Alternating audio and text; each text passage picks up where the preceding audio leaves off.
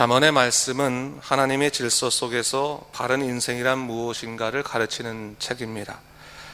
그래서 이 책에는 인생에 관한 세밀한 관찰이 있고 이에 따른 영적인 교훈이 덧입혀 있습니다.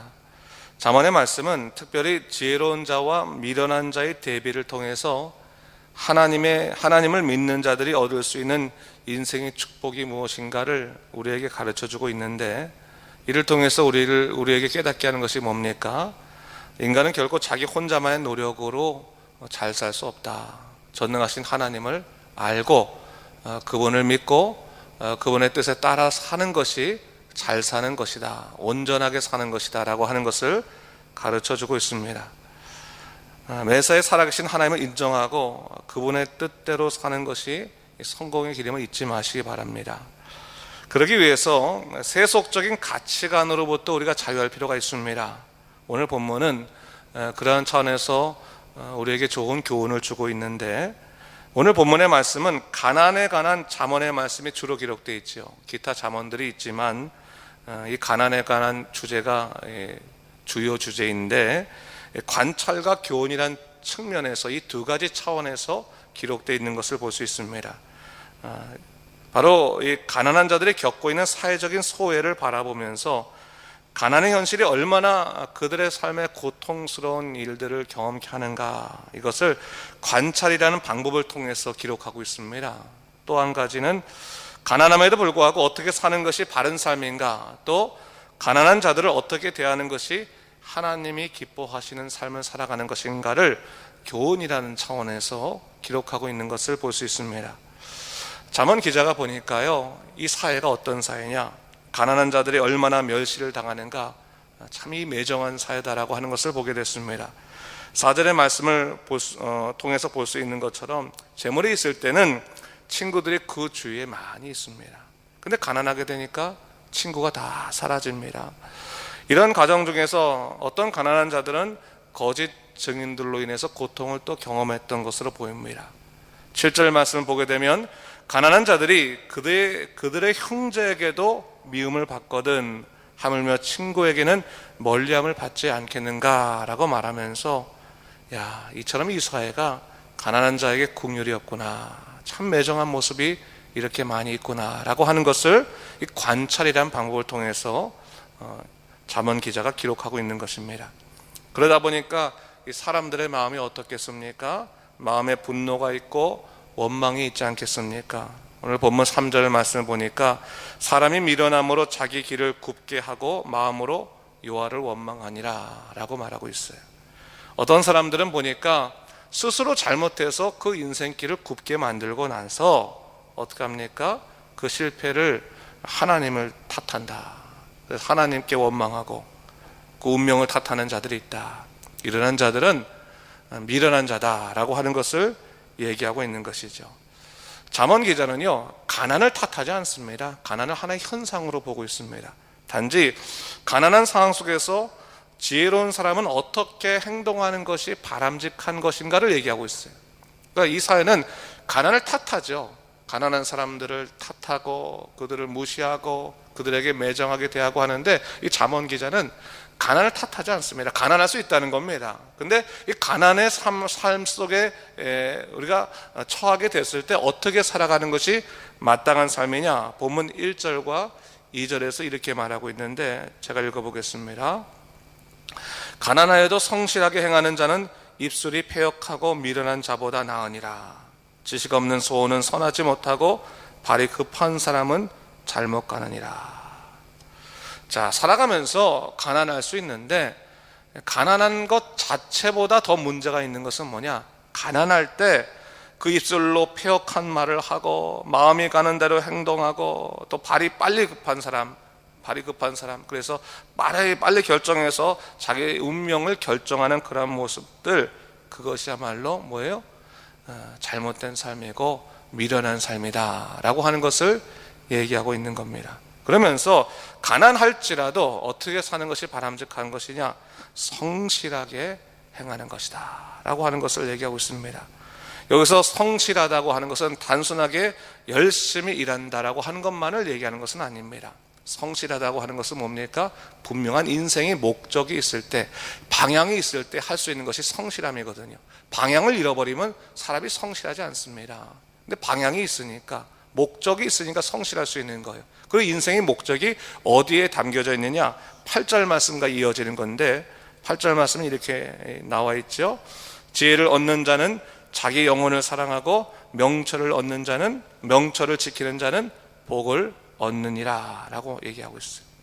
가난할지라도 자기 영혼을 사랑하고 명철을 지키는 자는 지혜로운 사람이다. 이런 사람은 복을 얻을 것이다. 비록 삶이 가난한다 할지라도 그의 눈이 어디를 향해 있느냐? 전능하신 하나님께 향해 있고, 그 하나님께서 이루신 그 영혼의 이 자유함과 행복함, 복됨에 있다고 한다면, 그래서 항상 하나님 말씀대로 그 삶을 지킬 수 있는 명철함이 있다면 그 사람은 지혜로운 사람이 될 수 있다, 지혜로운 사람이다라고 하는 것을 얘기하고 있는 거죠. 이런 말 있잖아요. 가난하면 영혼도 판다고. 그렇죠? 양심 팔고 영혼 팔고 폐역한 일을 서슴지 않는 것이 사람의 모습일진데, 잠언 기자는 그렇다 할지라도 자기 영혼을 사랑하고 하나님이 주신 말씀을 지키고자 할 때 반드시 그에게 하나님이 주시고자 하는 복이 임한다라고 하는 것을 이야기하고 있는 겁니다. 여러분, 우리가 신앙인들도요, 항상 명심해야 할 것이 뭐냐면, 우리 믿음의 사람도 종종 이런 생각하는 것 같아요. 신앙생활도 먹는 문제가 해결돼야지만 신앙생활 잘할 수 있다, 이렇게 생각합니다. 물론 정황적으로 맞는 것 같아요. 먹는 게 좀 있어야지. 먹는 문제, 완전 너무너무 가난해서 당장 먹기도 힘든데 어떻게 신앙생활 잘할 수 있겠습니까? 라고 말하는 사람들이 충분히 있습니다. 물론 이해가 갑니다.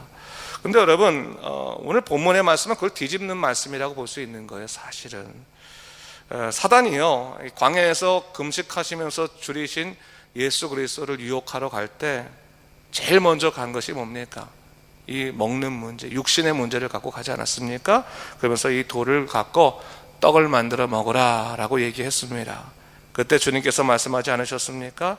사람이 떡으로만 살 것이 아니요 하나님의 입으로부터 나오는 모든 말씀으로 살 것이니라. 이 말씀은 굶어도 된다, 말씀만 먹으면 된다라고 하는 그 말씀이 아닌 거예요. 아무리 상황이 어렵고 줄인다 할지라도 그 자신이 누구인지, 누구로 인해서 살아가는지를 분명히 깨닫게 될 때, 다시 말해 하나님의 말씀으로 살고 하나님의 능력으로 사는 사람임을 깨닫게 될 때 그는 온전한 삶을 살게 될 것이다 라고 하는 것을 얘기하고 있는 거거든요. 여러분, 육신의 문제가 물론 중요하지만 잠언의 기자는 육신의 문제가 영혼의 문제보다 앞설 수 없음을 얘기하고 있는 겁니다. 하나님이 먼저 되시고 그 영혼이 하나님 앞에 바로 설 때 우리 인생의 문제는 해결될 수 있음을 얘기하고 있는 겁니다. 예수님도 그러셨잖아요. 사단을 거절하고 난 다음에, 사단의 유혹을 거절하고 난 다음에 천사가 와서 수종 들지 않았습니까? 그럼 하나님의 돌보심을 어떻게 누리겠습니까? 하나님을 믿고 하나님을 바라보고 하나님을 붙잡고 하나님 뜻대로 나갈 때 당장은 죽을 것 같고 힘들 것 같지만 하나님께서 그 영혼을 지키시고 그를 돌보신다고 하는 것을 우리가 알 수 있어야 되는 겁니다. 하나님의 돌보심은 우리의 욕심의 방향으로 가고 우리의 마음의 방향으로 갔다고 해서 돌보심이 있는 것이 아니에요.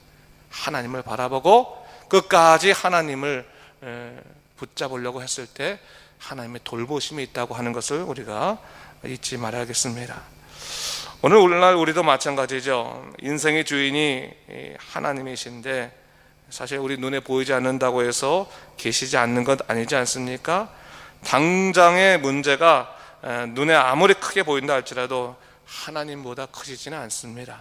그렇다면 십자가의 은혜로 나를 구원하신 내 영혼을 소중히 여길 줄 좀 알아야 되는 것이고, 주님이 주신 명철로 살아가는 것, 그의 말씀을 지키며 살아가는 것이 복된 인생임을 우리가 잊지 말아야겠습니다. 17절 말씀 우리 한번 같이 읽을까요? 17절 말씀 읽겠습니다. 가난한 자를 불쌍히 여기는 것은 여호와께 구워 드리는 것이니 그의 선행을 그에게 갚아 주시리라. 가난한 자를 향한 긍휼의 마음들에 대해서 얘기하고 있는 것이죠. 가난할 때 하나님을 기억하고 그분의 뜻대로 합당하게 살 뿐만 아니라 가난한 자를 대할 때도 너희는 어떻게 대해야 되느냐? 국률의 마음을 갖고 대해야 되는데, 가난한 자를 불쌍히 여기는 것은 마치 여호와께 꾸어드리는 것과 같다. 하나님께서 빚지셨다고 하는 내용들이 참 독특한 표현의 방식인데, 하나님께 내가 꾸어드릴 수 있는 것이 뭐가 있겠습니까? 그런데 그렇게 표현하고 있는 거예요. 가난한 자를 긍휼히 여기고 그를 사랑하게 되는 것은 여호와께 꾸어드리는 것과 같다.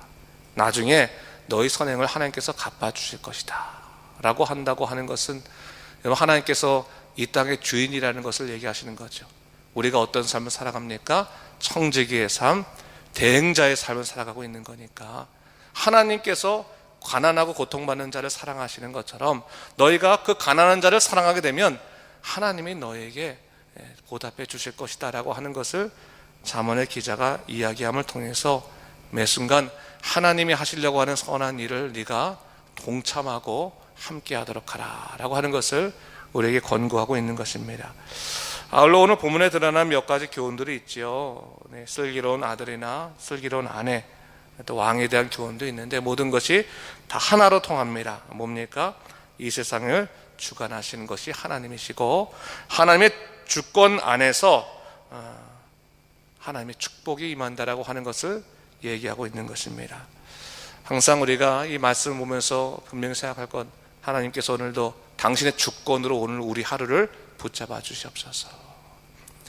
또 하나님만 바라보게 하시고 어떠한 세상의 유혹과 또 세속적인 가치관의 공격이 있다 할지라도 내 주 하나님이 내게 주신 말씀보다 더 귀하지 않는 것이기 때문에 말씀 붙들고 살아갈 수 있도록 인도하여 주시고, 또 어려운 일 생길 때마다 마음이 가는 대로, 발이 급한 대로 가는 것이 아니라 먼저 무릎 꿇고 기도하게 하소서. 주님 바라보게 하소서.